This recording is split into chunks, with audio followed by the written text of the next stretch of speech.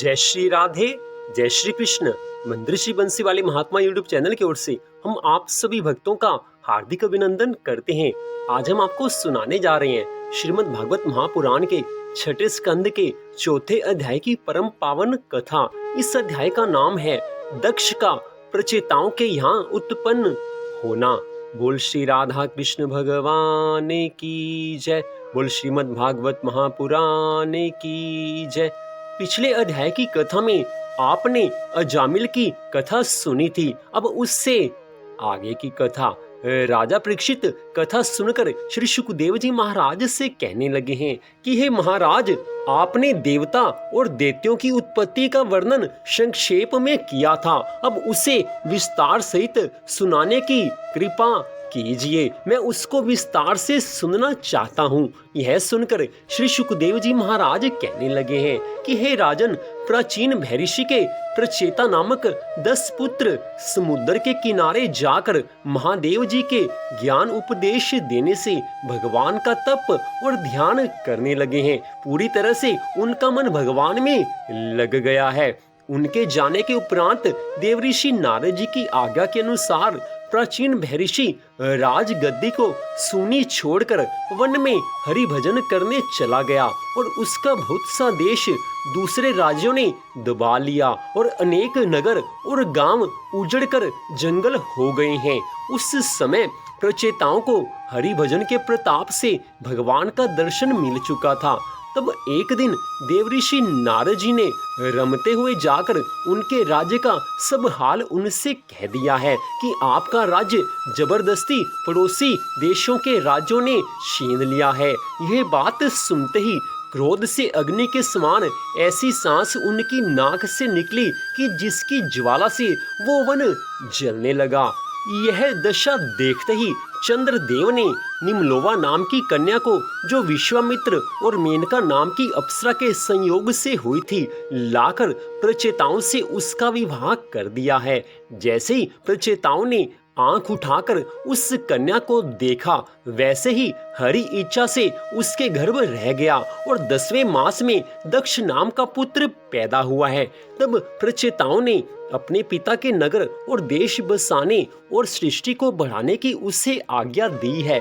दक्ष ने मानसी सृष्टि से बहुत से मनुष्य उत्पन्न किए हैं। वे लोग स्त्री व भोग न करने से अधिक नहीं होते थे। इसलिए दक्ष ने सृष्टि बढ़ाने के लिए मंदराचल पर्वत पर जाकर कुछ समय तक श्री हरि भगवान का तप और ध्यान करके हंस गुहा स्तोत्र से इस तरह उनकी स्तुति की है कि उस पुरुष को मैं नमस्कार करता हूँ जिसका वीर्य कभी नहीं घटता और माता के गुणों में वह वीर्य पढ़कर जड़ चैतन्य करता है। इस जीवात्मा से जो स्नेह रखता है और सब इंद्रियों का हाल जानता है, इंद्रियां उसका भेद नहीं जान सकती। मैं उस ब्राह्मण देवता को नमस्कार करता हूँ जिसकी कृपा से शरीर, प्राण, तन और बुद्धि सब अपना अपना कार्य करते हैं। ज्ञानी लोग जिनके चरणों का ध्यान आठों पहर हृदय में रखकर उन्हें प्रणाम करते हैं, मैं उस अविनाशी पुरुष का चरण स्पर्श करता हूँ। यह जगत जिससे उत्पन्न हुआ है, जिसका रूप है, जिसके आर्श्य पर रहता है और जो इस संसार से अलग रहकर अपनी माया का उसमें प्रवेश रखता है, मैं उस ईश्वर को प्रणाम करता हूँ। उस ईश्वर के चरणों में मैं शरण लेता हूँ, उस ईश्वर की मैं आराधना करता हूँ। जिस समय दक्ष ने ऐसी सुंदर स्तुति करके श्री नारायण जी भगवान को प्रसन्न किया, उसी समय श्री श्याम सुंदर भगवान गरुड़ पर बैठकर चतुर्भुजी रूप से शंख, चक्र, गदा और पद्म धारण किए हुए तापहारिणी चितवन तेजवान पीतांबर धारण किए, किरीट, मुकुट, कुंडल धारण किए, वे जंती माला व वनमाला पहने, कौस्तुभ मणि गले में डाले, मंद मंद मुस्कुराते हुए दक्ष के सम्मुख आप प्रकट हुए हैं। ऐसा परम सुंदर मनोहर स्वरूप देखते ही जब दक्ष ने अति प्रसन्न होकर उनको साष्टांग दंडवत प्रणाम किया है, तब भगवान उससे अपना भक्त जानकर कहने लगे हैं कि हे प्रचेता के पुत्र, तू अपनी तपस्या से सिद्ध हुआ और हम तेरी स्तुति करने से प्रसन्न हुए हैं। ब्रह्मा और शिवजी जो मेरे भक्त हैं, उनको मैं अपना मित्र जानता हूँ। तप मेरा हृदय, यज्ञ मेरा शरीर, धर्म मेरी आत्मा और देवता मेरा प्राण है। इस जगत का उत्पन्न करने वाला मैं ही हूँ। ब्रह्मा जी ने भी तप के ही प्रताप से सृष्टि की रचना की है। तुम भी पंचजन प्रजापति की कन्या अस्कनी से विवाह करने के उपरांत मैथुन करके सृष्टि उत्पन्न करो।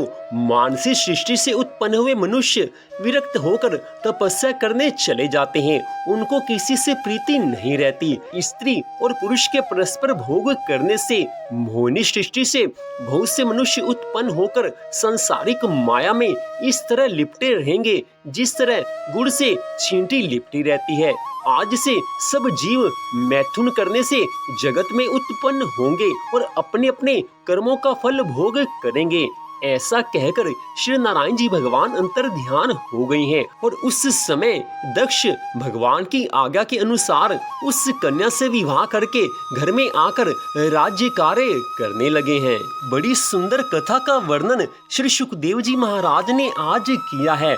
दक्ष की कथा को सुनाया है। श्री नारायण भगवान ने दक्ष को अपने दर्शन दिए हैं और स्पष्ट कहा है कि मानसिक सृष्टि से उत्पन्न होने वाले मनुष्य कभी भी भोग विलास नहीं करेंगे।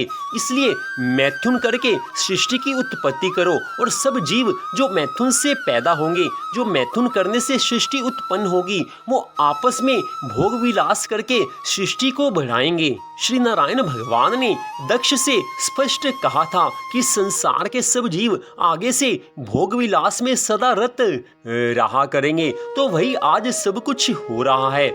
आज के इस कलयुग में स्त्री हो या पुरुष सब माया में ऐसे फंसे हुए हैं कि भगवान की याद आना ही बड़ा मुश्किल हो गया है। संसार के कामों की याद किसी को नहीं दिलानी पड़ती। मन अपने आप संसार के कार्यों में लग जाता है।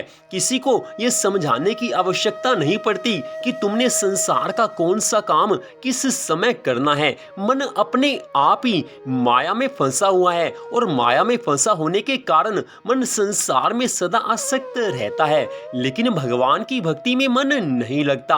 बार बार समझाने पर भी, बार बार श्री हरि भगवान की कथा सुनने पर भी मन भगवान के चरणों में लग जाए, इस पर भी संदेह हो जाता है। क्योंकि सभी मनुष्य भगवान की कथा नहीं सुनते और जो भगवान की कथा सुनते हैं वो उस कथा के अनुसार अपने जीवन को नहीं बनाते। कुछ लोग तो कथा सुनने जाते हैं और कथा सुनते हुए उस समय मन में अपने संसार की बातों को याद करते हैं। मन में संसार बसा रहता है लेकिन शरीर उनका कथा में रहता है। शरीर से तो वो कथा में बैठे हुए हैं लेकिन मन में संसार की बातें याद कर रही हैं। तो ऐसे लोगों के ऊपर कथा का असर आ ही नहीं सकता। जो श्रीमद् भागवत महापुराण की कथा को श्रद्धा भावना से सुनते ही नहीं है, उनके ऊपर भगवान की कृपा नहीं हो सकती। जो उनके जीवन में उनकी भाग्य के अनुसार मिलना है वो तो उनको सदा मिलेगा ही मिलेगा। क्योंकि किसी भी मनुष्य के जो भाग्य में लिखा होगा उसको तो भगवान भी नहीं रोक सकते। लेकिन जो भगवान की विशेष रूप से भक्ति करता है उसको भाग्य से ज्यादा भगवान सब कुछ दे देते हैं। और वास्तव में जो भगवान की भक्ति लोग करते हैं उनका भाग्य बदलता ही है। भगवान की भक्ति करने से, भगवान की पूजा करने से, भगवान की आराधना करने से, भगवान के नाम का जाप करने से, संकीर्तन करने से और भगवान के चरणों में मन लगाने से किस्मत तो बदलती ही रहती है। थोड़ा सा ध्यान देने की बात है कि भाग्य किसको कहते हैं, किस्मत किसको कहते हैं। हमने अपने पूर्व जन्म में जो कर्म किए हैं उसका फल जो होता है उसको भाग्य कहते हैं, उसको किस्मत कहते हैं। लेकिन उस भाग्य को बनाने वाले, उस किस्मत को बनाने वाले वो भगवान ही हैं। तो हमारे कर्मों के अनुसार भगवान हमारा भाग्य बनाते हैं। जैसे कर्म हमने कर दिए वैसा हमें आगे फल भोगना ही पड़ेगा।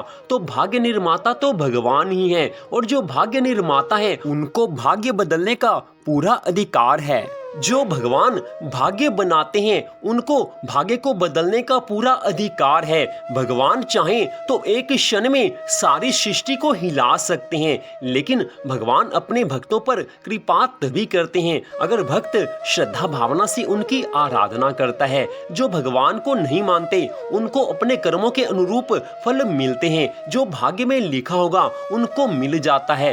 हो सकता है कि जो इस जन्म में भगवान को नहीं मानता वो सुखी हो, वो ज्यादा आनंद में हो, क्योंकि उसको पहले जन्मों के कर्मों का फल मिल रहा है। अगर इस जन्म में उसने भगवान की भक्ति नहीं की है तो इस जन्म के कर्मों का फल उसको आगे मिलने वाला है। तो पिछले जन्मों के कर्म हमारे आगे आते हैं और हमें सुख और दुख मिलते हैं। तो जो अपने किस्मत को, अपने भाग्य को बदलना चाहता हो उसको विशेष रूप से पूरी श्रद्धा भावना के साथ भगवान की भक्ति करनी चाहिए।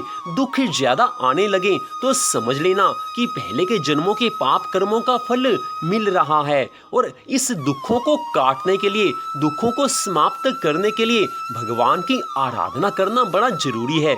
भगवान की आराधना करने से हमारे कुछ दुख तो समाप्त हो जाते हैं और कुछ दुखों को सहन करने की भगवान हमें सामर्थ्य दे देते हैं। तो दोनों ही तरीकों से हमारा भला है। चाहे भगवान हमारे दुखों को समाप्त कर दें या कुछ दुखों को सहन करने की शक्ति भगवान दे दें, तो हमारा तो दोनों में ही भला होने वाला है। इसलिए कहा जाता है कि मनुष्य जीवन मिला ही भगवान की भक्ति के लिए है, भगवान की आराधना करने के लिए मनुष्य का जीवन मिला है। लेकिन हम सब संसार में ऐसे फंस चुके हैं कि भगवान की भक्ति में मन नहीं लगता है। अनेकों बार हम भगवान की कथा सुन चुके हैं, लेकिन जैसा परिवर्तन हमारे जीवन में होना चाहिए था वो अब तक हुआ या नहीं हुआ, ये सबको अपनी अपनी बात मालूम है। तो यहाँ पर तो यही कहा जाएगा कि भगवान की भक्ति करने में आनंद ही आनंद है। जीवन में सुख शांति आनंद चाहता है जो कोई, तो उसको भगवान की भक्ति में लगना ही पड़ेगा। और कोई उपाय सुख शांति आनंद प्राप्त करने का इस संसार में बना ही नहीं है। तो यहीं पर श्रीमद् भागवत महापुराण के छठे स्कंद के चौथे अध्याय की कथा का विश्राम होता है। मंदिर बंसी वाले महात्मा यूट्यूब चैनल की ओर से इस कथा को आप सुन रहे थे। पाप मोचनी एकादशी 7 अप्रैल दिन बुधवार की है। उस कथा को भी आप अवश्य हमारे चैनल पर सुने। पाप मोचनी एकादशी की कथा को भी आप हमारे चैनल पर जरूर सुने। उसका लिंक हमने इस वीडियो के डिस्क्रिप्शन में दे दिया है, उस कथा को आप जरूर सुने। तो आज की इस कथा को सुनने के लिए आप सबका हार्दिक धन्यवाद। भगवान श्री राधा कृष्ण जी की अनंत कृपा सदा आप सब पर, आपके परिवार पर बनी रहे। इसी मंगल कामना के साथ जय श्री राधा रानी सरकार की, जय श्री कृष्ण भगवान की, जय श्रीमद् भागवत महापुराण की, जय श्री सुखदेव जी महाराज की। जय जय श्री राधे, जय जय श्री राधे, जय जय श्री राधे श्याम।